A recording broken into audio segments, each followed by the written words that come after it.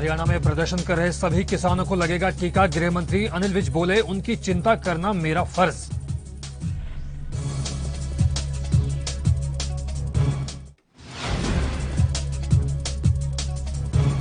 Corona के बढ़ते प्रकोप को देखते हुए हरियाणा बीजेपी अध्यक्ष का बयान। कहा, हेल्पलाइन के जरिए आम जन की मदद करेगी सरकार, दवाओं की मदद के लिए बनेगी टीम।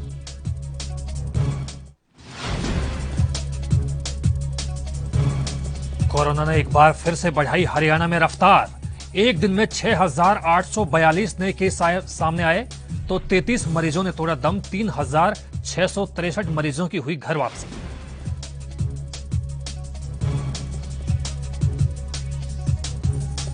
और फरीदाबाद के बदरपुर बॉर्डर पर हुई सख्ती। बिना पास नहीं दी जा रही एंट्री, सिर्फ जरूरी सेवाओं पर मिल रही छूट।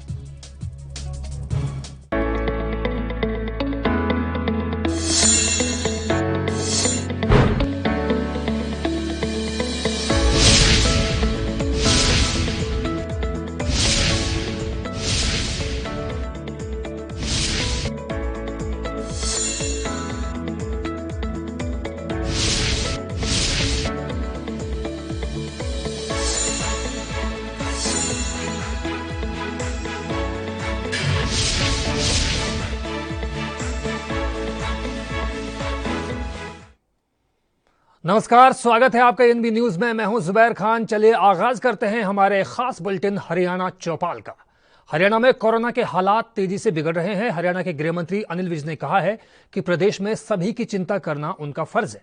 हरियाणा में बड़ी संख्या में किसान प्रदर्शन कर रहे हैं। ऐसे में हमने फैसला किया है कि उन सभी को टीका लगाया जाएगा, साथ ही उनका कोरोना टेस्ट भी करवाया जाएगा। विज ने कहा कि जो भी व्यक्ति हरियाणा में, उनकी चिंता करना मेरा कर्तव्य है। यहां बहुत बड़ी संख्या में किसान बैठे हुए हैं। हमने कल फैसला किया है कि हम इनका भी वैक्सीनेशन करवाएंगे और उनका कोरोना टेस्ट भी करवाया जाएगा।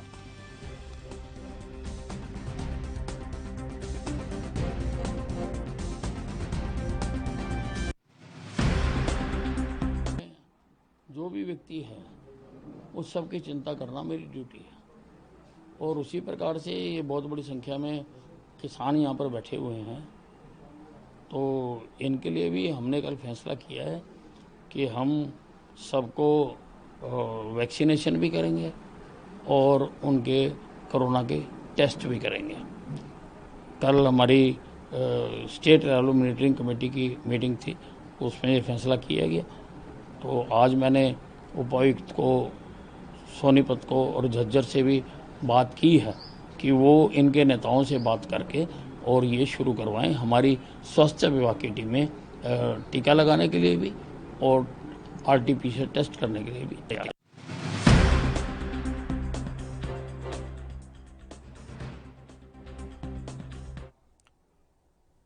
और इस खबर पर ज्यादा जानकारी देने के लिए हमारे संवाददाता अभिषेक तकसक हमारे साथ जुड़ गए हैं। अभिषेक जी, बताइए क्या कुछ कहा है सरकार ने। कोरोना के जिस तरह से केसेस पूरे प्रदेश भर में बढ़ रहे हैं, अनिल विज ने बयान दिया है, बड़ा बयान दिया है कि तमाम जो किसान हैं उनका कोरोना टेस्ट करवाया जाएगा। इसके अलावा क्या कुछ और बड़ी जानकारी आपके पास है?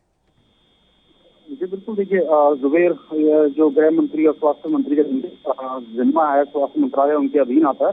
अनिल विज उन्होंने कल जो एक बैठक की थी जिसमें कई वरिष्ठ IAS अधिकारी और पुलिस के जो हरियाणा के कप्तान है मनोज यादव उपस्थित थे। कोरोना के हालातों पर मॉनिटरिंग करने के लिए कमेटी का गठन किया गया, जिसकी अध्यक्षता अनिल विज द्वारा की गई थी और तमाम जो कोरोना से जुड़े विषय हैं वो उसमें रखे गए। उसमें एक बड़ा अहम जो फैसला जो लिया गया था वो ये था कि जो हरियाणा की धरती पर जहाँ जहाँ भी धरने प्रदर्शन चल रहे हैं, तो किसान जहाँ धरने पर बैठे हैं, उनका जो कोरोना टेस्ट जो है हरियाणा सरकार स्वास्थ्य विभाग जो है वो करवाएगा और उनके वैक्सीनेशन की भी जो है जो तैयारी हरियाणा सरकार की ओर से की गई, उनको वैक्सीनेशन भी जो है वो दी जाएगी। और हालांकि इसमें साफ तौर पर जरूर आ गया किसी तरह की इसमें जबरदस्ती या फिर उनसे जबरदस्ती और मॉनिटरी या फिर उनको ये उसमें थोपा नहीं जाएगा। उसको अगर किसी को कोरोना टेस्ट के लिए जरूर जागरूक किया जाएगा, अपील की जाएगी उनसे और उनका कोरोना टेस्ट का जो है मुहिम अब शुरू होने जल्द से जल्द शुरू होगी और प्रत्येक जो किसान हरियाणा की धरती पर बैठे हैं उनका कोरोना टेस्ट कराया जाएगा ताकि जो संक्रमण है उसको रोका जा सके। और वहीं पर पूरे प्रदेश भर को जो है जो अभिषेक जी, एक सवाल मैं आपसे यहाँ पर पूछना चाहूंगा। मैं ये जानना चाहूंगा आपसे कि किसानों की तरफ से क्या कोई प्रतिक्रिया आई है? क्या किसी किसान संगठन की तरफ से क्या कोई प्रतिक्रिया आई है? क्या कोरोना टेस्ट के लिए किसान तैयार हैं?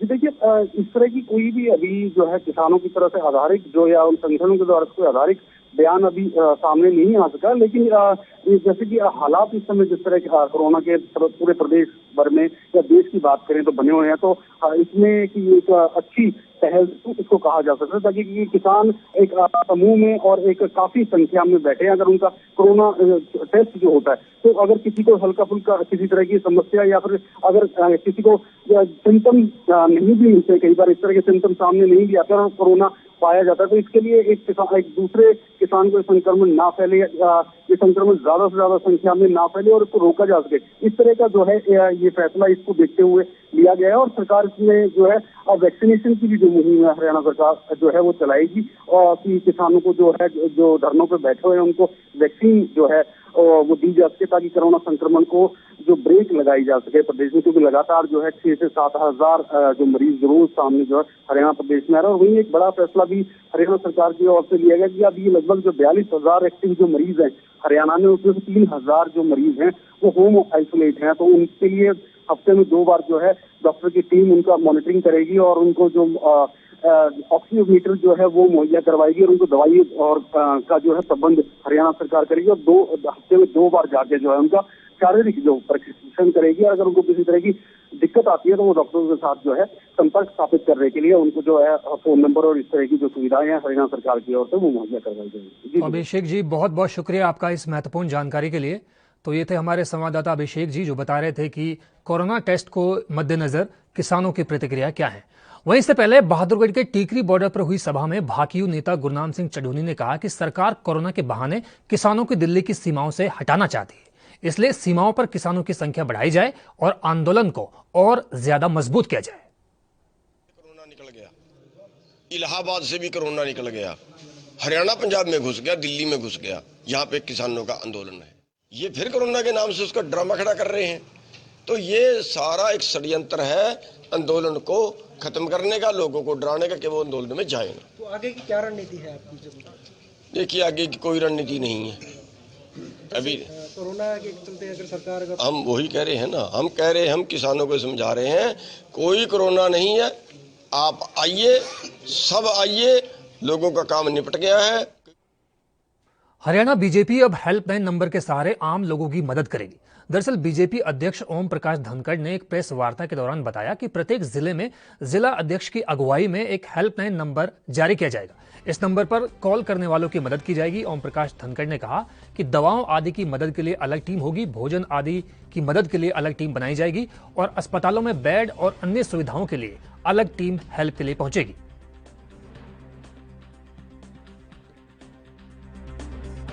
सेवा के काम शुरू करने का निर्णय लिया है।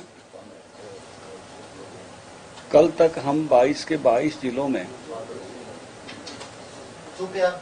एक मेडिकल हेल्पलाइन शुरू करेंगे 14 घंटे के लिए, सुबह 8 बजे से रात 10 बजे तक।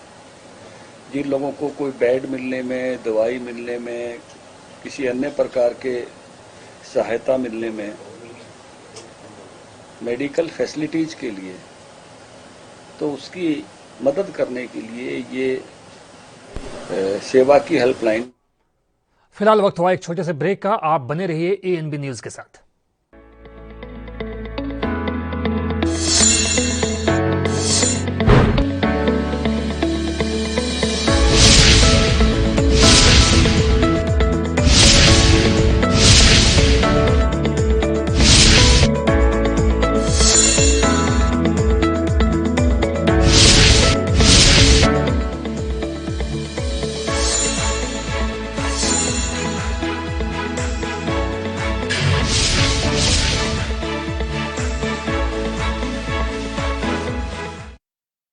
क्या आप दुबले पतले कमजोर हैं? आपकी सेहत नहीं बनती, भूख कम लगती है, वजन नहीं बढ़ता। दरअसल मेन बात खाना पीना खाना नहीं है, मेन बात है खाया पिया लगना। और अगर खाया पिया लगेगा ही नहीं तो सेहत बनेगी कैसे?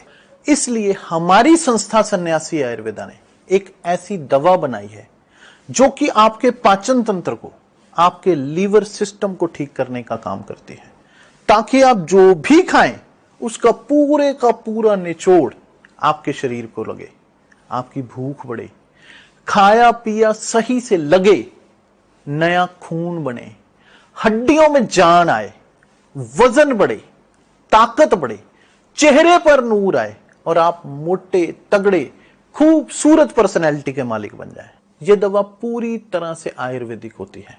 इसका शरीर पर कोई भी साइड इफेक्ट, कोई भी नुकसान या दुष्प्रभाव नहीं होता। लड़के लड़कियां दोनों इसका इस्तेमाल कर सकते हैं और पहले 15 दिन के अंदर ही आपको इसका असर महसूस हो जाएगा। सिर्फ 650 रुपए की पूरे 1 महीने की दवा होती है और आप इसे घर बैठे 01145454545 पर फोन करके दवा मंगवा सकते हैं।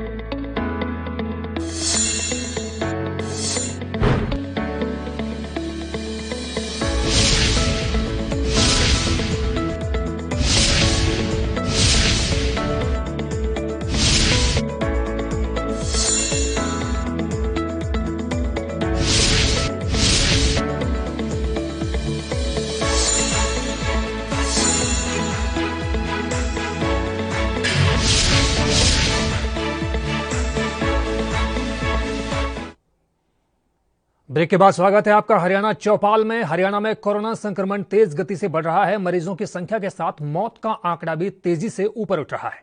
एक दिन में अचानक से 318 गंभीर मरीजों की संख्या बढ़ने से विभाग की चिंता बढ़ गई है। विभाग के मुताबिक प्रदेश में गंभीर मरीजों की संख्या अचानक से बढ़कर 852 पहुंच गई है। इनमें से 721 ऑक्सीजन और 131 वेंटिलेटर सपोर्ट पर है। रविवार को कुल गंभीर मरीजों की संख्या 534 थी। इनमें से 421 ऑक्सीजन और 113 वेंटिलेटर पर थे। सोमवार को 6,842 संक्रमण के नए मामले मिले, जबकि अलग अलग जिलों में 33 मरीजों की मौत हो गई।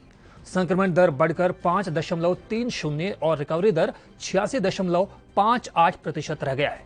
वहीं एक्टिव केसों की संख्या 45,000 से ज्यादा हो गई है। सोमवार को गुरुग्राम में 5, पंचकुला में 4, सोनीपत, पानीपत और अंबाला में 3-3, जींद, फतेहाबाद, सिरसा, हिसार, रोहतक और फरीदाबाद में 2-2, कैथल, यमुनानगर और पलवल में 1-1 मरीज की मौत हुई है।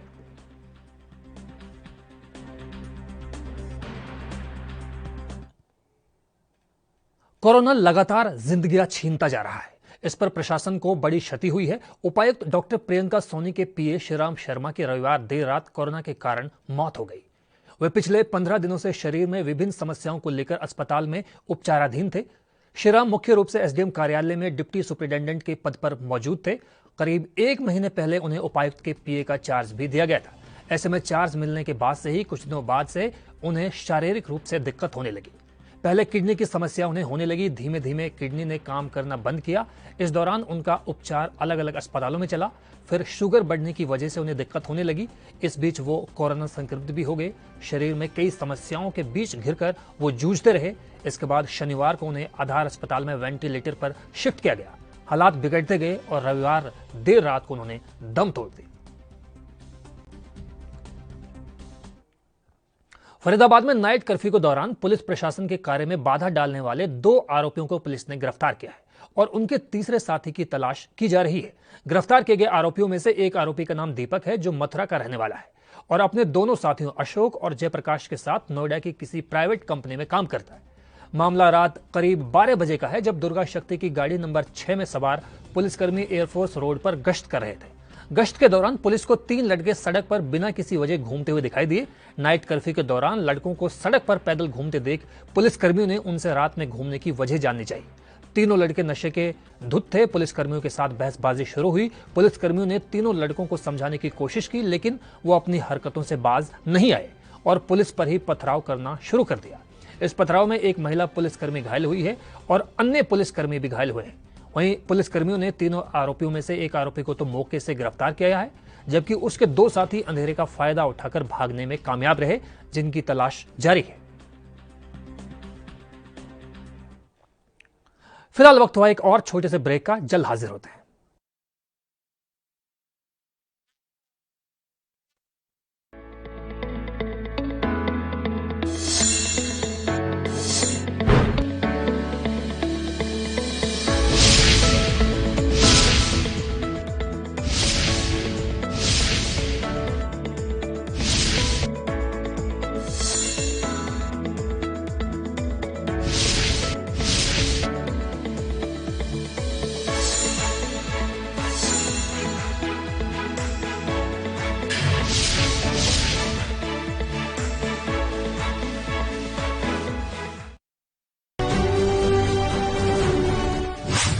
ਕਿਸਾਨ ਪੰਜਾਬ ਦੀ ਜਿੰਦ ਜਾਨ ਹਨ। ਕੈਪਟਨ ਅਮਰਿੰਦਰ ਸਿੰਘ ਦੀ ਅਗਵਾਈ ਵਾਲੀ ਪੰਜਾਬ ਸਰਕਾਰ ਹਰ ਪੱਖ ਤੋਂ ਕਿਸਾਨਾਂ ਦੇ ਨਾਲ ਖੜੀ ਹੈ। ਮੌਜੂਦਾ ਸਾਲ ਵਿੱਚ ਕਣਕ ਦੀ ਖਰੀਦ 10 ਅਪ੍ਰੈਲ ਤੋਂ ਸ਼ੁਰੂ ਹੋ ਕੇ 31 ਮਈ ਤੱਕ ਚੱਲੇਗੀ। ਇਸ ਵਾਰ ਕਣਕ ਦਾ ਘੱਟੋ-ਘੱਟ ਸਮਰਥਨ ਮੁੱਲ 1975 ਰੁਪਏ ਪ੍ਰਤੀ ਕੁਇੰਟਲ ਨਿਸ਼ਚਿਤ ਕੀਤਾ ਗਿਆ ਹੈ। ਪੰਜਾਬ ਮੰਡੀ ਬੋਰਡ ਵੱਲੋਂ ਐਲਾਨੇ ਖਰੀਦ ਕੇਂਦਰਾਂ ਦੀ ਗਿਣਤੀ 1871 ਹੈ ਅਤੇ ਇਸ ਦੇ ਨਾਲ ਹੀ ਕੋਵਿਡ ਦੇ ਮੱਦੇਨਜ਼ਰ 2800 ਵਾਧੂ ਆਰਜ਼ੀ ਕੇਂਦਰ ਵੀ ਖੋਲੇ ਜਾਣੇ ਹਨ। ਖਰੀਦ ਕੇਂਦਰਾਂ ਵਿੱਚ ਬੋਲੀ ਦਾ ਸਮਾਂ ਸਵੇਰੇ 10 ਵਜੇ ਤੋਂ ਲੈ ਕੇ ਸ਼ਾਮ 6 ਵਜੇ ਤੱਕ ਹੋਵੇਗਾ ਅਤੇ ਖਰੀਦ ਹਫਤੇ ਦੇ 7 दिन जारी रहेगी। क्या आप दुबले पतले कमजोर हैं, आपकी सेहत नहीं बनती, भूख कम लगती है, वजन नहीं बढ़ता? दरअसल मेन बात खाना पीना खाना नहीं है, मेन बात है खाया पिया लगना। और अगर खाया पिया लगेगा ही नहीं तो सेहत बनेगी कैसे? इसलिए हमारी संस्था सन्यासी आयुर्वेदा ने एक ऐसी दवा बनाई है जो कि आपके पाचन तंत्र को, आपके लीवर सिस्टम को ठीक करने का काम करती है, ताकि आप जो भी खाएं उसका पूरे का पूरा निचोड़ आपके शरीर को लगे, आपकी भूख बढ़े, खाया पिया सही से लगे, नया खून बने, हड्डियों में जान आए, वजन बढ़े, ताकत बढ़े, चेहरे पर नूर आए और आप मोटे तगड़े खूबसूरत पर्सनैलिटी के मालिक बन जाएं। यह दवा पूरी तरह से आयुर्वेदिक होती है। इसका शरीर पर कोई भी साइड इफेक्ट, कोई भी नुकसान या दुष्प्रभाव नहीं होता।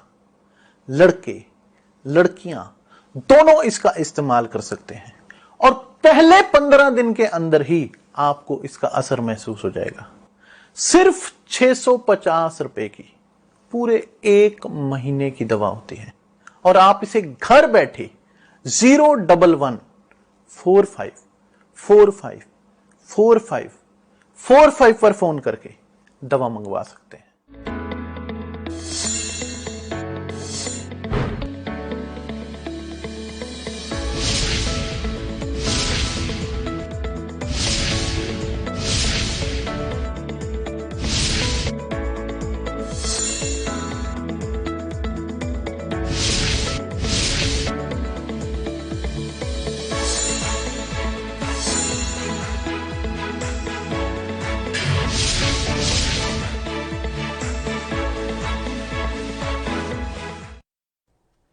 तो हरियाणा चौपाल में ब्रेक के बाद एक बार फिर आपका स्वागत है। हरियाणा में गुरुग्राम के सोना सिटी थाना पुलिस की कार्यप्रणाली से नाराज लोगों ने पुलिस की कार्रवाई से नाराज होकर प्रदर्शन किया। पुलिस थाना पहुंचे लोगों का आरोप है कि करीब आधा दर्जन लोगों ने जखोपुर निवासी राजकुमार को उसके घर से बुलाया, जिसके बाद उसे शराब में मिलाकर जहरीला पदार्थ पिला दिया गया, जिसके बाद बेहोशी की हालत में उसे गहलोत विहार सड़क किनारे डाल दिया गया, जिसकी सूचना पुलिस को दी गई। लेकिन पुलिस ने आज तक भी आरोपियों के खिलाफ किसी तरह की कोई कार्रवाई नहीं की, जबकि बीती देर रात उपचार के दौरान राजकुमार की मौत हो गई।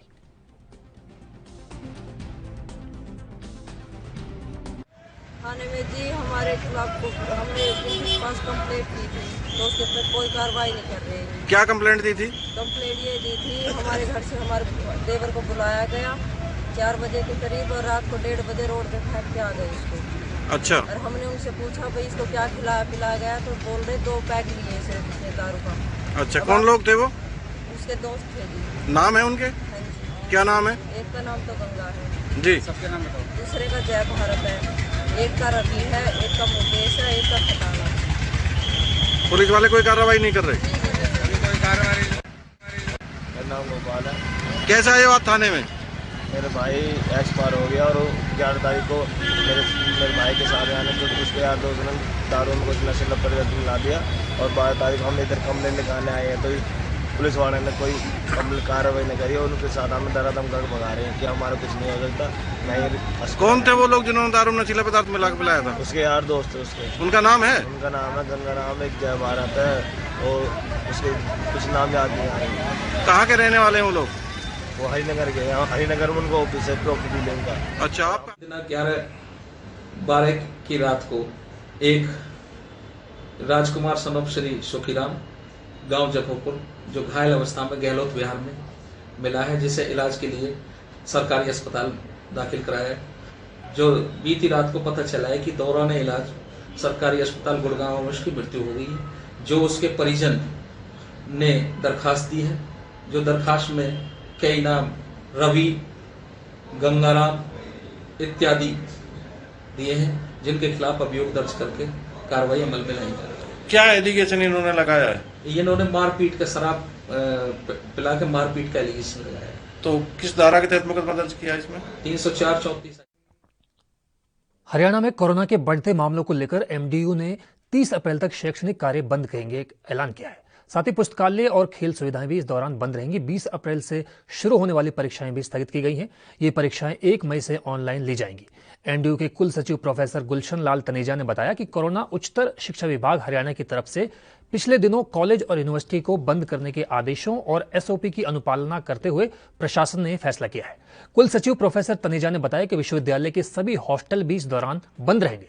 केवल विदेशी विद्यार्थी ही आगामी आदेशों तक हॉस्टल में रह सकेंगे। हरियाणा के फरीदाबाद में अब रक्तदान शिविर लगाना आसान नहीं होगा। फरीदाबाद के समाज सेवियों और समाज सेवी संस्थाओं के लिए आसान कार्य ये अब नहीं होगा। दरअसल अब सरकार ने रक्तदान शिविरों को लेकर नई गाइडलाइंस को जारी किया है, जिसके अनुसार अब उन्हें अस्पतालों के साथ साथ जिला उपायुक्तों से अनुमति लेनी होगी। सारा ब्यौरा जमा कराना होगा, उसके बाद से ही वो रक्तदान शिविर लगाने की अनुमति पा सकेंगे। बता दें कि बीते दिनों रक्तदान शिविरों में एकत्रित किए गए रक्त के व्यर्थ जाने के मामले सामने आने पर सरकार ने ये संज्ञान लिया है ताकि रक्तवीरों का खून बेकार ना जा सके। बता दें कि फरीदाबाद में बड़ी संख्या में समाज सेवी और समाज सेवी संस्था द्वारा रक्तदान शिविर को आयोजित किया जाता रहा है। ऐसे में आने वाले समय में उन्हें बिना सरकार की गाइडलाइंस के रक्तदान शिविर लगाने की इजाजत नहीं होगी।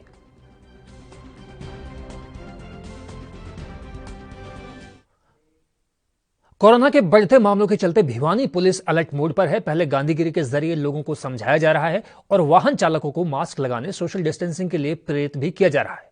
गली गली जाकर लोगों को, खासकर दुकानदारों और ग्राहकों को समझाया जा रहा है। वहीं भिवानी ट्रैफिक पुलिस के प्रभारी विक्रांत का कहना है कि जो बाद में लोग ना माने तो फिर कार्रवाई अमल में लाई जाएगी।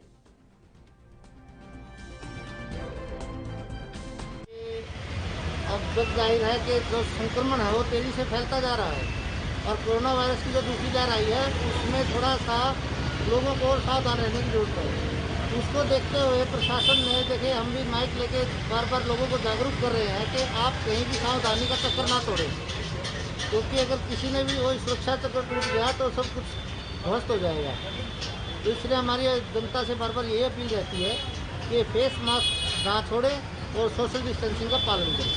लोगों को आप जो है मास्क भी वितरित करते देखे गए थे। पहले गांधीगिरी की गई, उसके बाद दंडात्मक कार्रवाई भी करेंगे। अगर पब्लिक को ऐसा समझ में नहीं आ रहा है। और इस वक्त की बड़ी खबर हम आपको बता रहे हैं कि 2 मई को होने वाली यूजीसी नेट की परीक्षा को रद्द करने का फैसला सरकार ने किया है। जी हां, ये यूजीसी नेट की परीक्षा जो है स्थगित होने की खबर हम आपको आपकी टीवी स्क्रीन पर दिखा रहे हैं। आप देख सकते हैं कि 2 मई को ये परीक्षा होनी थी, नेशनल एलिजिबिलिटी टेस्ट, और यूजीसी इस एग्जाम को कंडक्ट करवाता है। लेकिन एनटीए ने जो नोटिस जारी किया है, ये कोरोना संक्रमण की वजह से ऐसा हुआ है और अब परीक्षा जो है स्थगित की गई है। अभी अगली तारीख कब तक आएगी इस बात की कोई खबर फिलहाल नहीं है। केंद्रीय शिक्षा मंत्री ने ये जानकारी दी है। यूजीसी नेट में बहुत बड़ी तादाद में देश भर के विद्यार्थी शामिल होते हैं। डॉक्टर रमेश पोखरियाल ने ये बड़ी खबर आपको दी है। आपकी टीवी स्क्रीन पर हम बता रहे हैं आपको कि यूजीसी नेट की परीक्षा जो है स्थगित की जा चुकी है। फरीदाबाद में तेजी से बढ़ रहे कोरोना संक्रमित मरीजों की संख्या को देखते हुए एक बार फिर बदरपुर बॉर्डर पर सख्ती बढ़ा दी गई है। दिल्ली में भी 26 अप्रैल तक लॉकडाउन का ऐलान किया गया है। दिल्ली से फरीदाबाद की ओर पैदल आने वाले यात्रियों पर रोक लगा दी गई है। जो लोग दिल्ली से फरीदाबाद में नौकरी करने या फिर किसी काम से आ रहे थे और उनके पास मूवमेंट पास नहीं है, तो उन्हें भी आने की इजाजत नहीं दी जा रही। ऐसे में फरीदाबाद से दिल्ली जाने वालों की भी परेशानी बढ़ गई है। इस दौरान पुलिस अधिकारी विजेंद्र ने बताया कि फरीदाबाद दिल्ली के बीच आवागमन में सख्ती बरती गई है। केवल जरूरी सेवाओं से जुड़े लोग और उनके पास मौजूद पास के जरिए ही आवागमन हो सकेगा। उन्होंने कहा कि सीमा के पार भी हम एंट्री इसीलिए दे रहे हैं कि जो एसेंशियल नीड्स के साथ लोग जुड़े हुए हैं।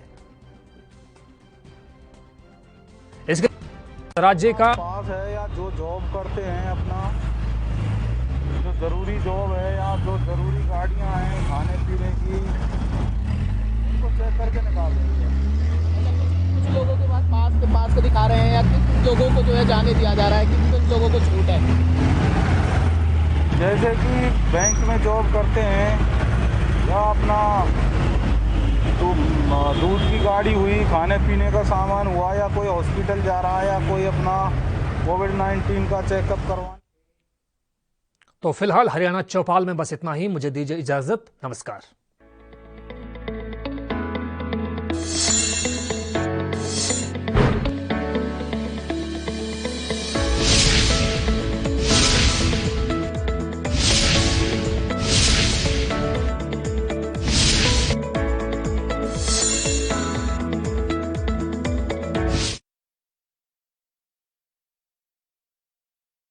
गुरु तेग बहादुर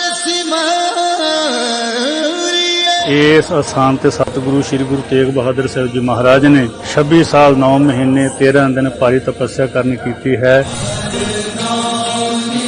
और इस अस्थान ते सतगुरु श्री गुरु तेग बहादुर साहब जी महाराज जी नूं गुरता गद्दी दा तिलक बाबा बुढ़ा साहब जी दे कुल दे विचों भाई गुरदित्ता जी ने लाउणा कीता।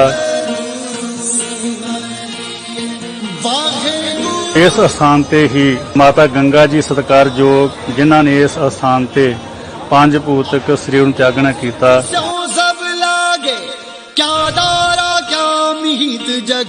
धन गुरु अमरदास जी दे हुक्म सदका धन गुरु रामदास जी ने जिस नगरी दी नींह रखी उस दा नाम गुरु का ਚੱਕ रखिया ਅਤੇ ਬਾਅਦ ਵਿੱਚ ਚੱਕ ਰਾਮਦਾਸਪੁਰ ਅਤੇ ਅਖੀਰ ਅੰਮ੍ਰਿਤਸਰ ਸਾਹਿਬ ਦੇ ਨਾਮ ਨਾਲ ਮਸ਼ਹੂਰ ਹੋਇਆ।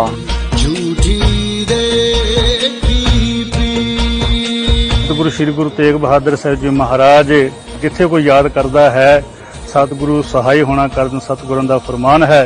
जिथे हर आराधी है तिथे हर मित सहाई गुर कृपा ते हर मन वसै होर ते बिद लिया ना जाई। वाहे